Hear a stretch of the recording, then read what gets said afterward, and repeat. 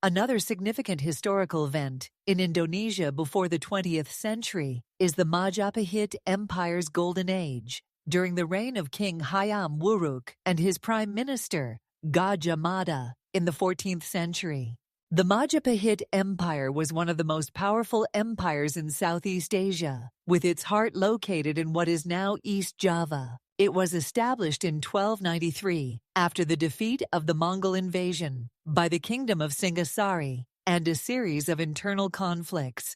The empire reached its peak during the reign of Hayam Wuruk, ruled from 1350 to 1389. Who was supported by the brilliant military and political strategist Gajah Mada. Gajah Mada had previously risen to power under the reign of Hayam Wuruk's predecessor, Jayanagara. As the prime minister, he made a famous vow known as the Sumpah Palapa, in which he pledged not to enjoy any personal comforts or pleasures until he had united the entire Nusantara, the Indonesian archipelago, under Majapahit rule. Under Gajah Mada's leadership and strategic vision, Majapahit began expanding its influence far beyond Java, reaching many parts of what is now Indonesia, including Sumatra, Borneo, Bali, the Moluccas, Spice Islands, and the Malay Peninsula. Through both military conquests and diplomacy, Gajah Mada successfully transformed Majapahit into a vast maritime empire. The empire also extended its influence through trade,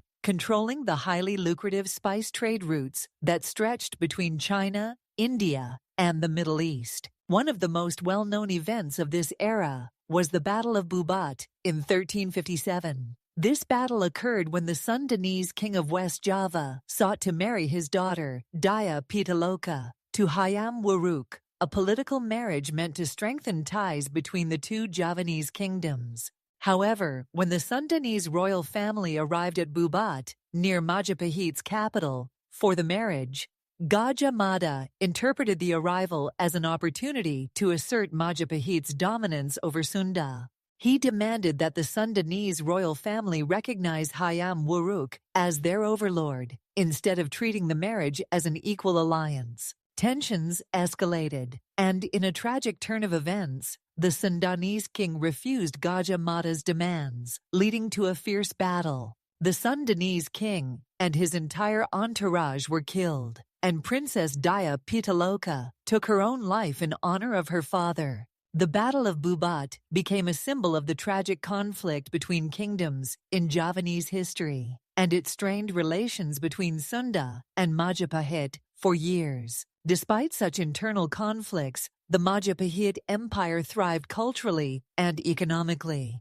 It became a hub for trade, agriculture, and culture, with influences from Hinduism and Buddhism shaping its religious and artistic expressions. Temples such as Candi Suku and Candi Panataran were constructed during this time, reflecting the empire's architectural achievements. Gajah Mada's vision for a united Nusantara became a lasting legacy, symbolizing Indonesia's early aspiration for unity across the islands. However, after the deaths of both Hayam Wuruk and Gajah Mada, the empire began to decline due to internal strife, succession disputes, and external pressures, eventually losing its dominance by the early 16th century. Nevertheless, the Majapahit Empire remains a source of national pride in modern Indonesia. Its influence is seen as the precursor to the eventual unification of the Indonesian archipelago centuries later, and the concept of Nusantara is still used today to refer to the Indonesian archipelago.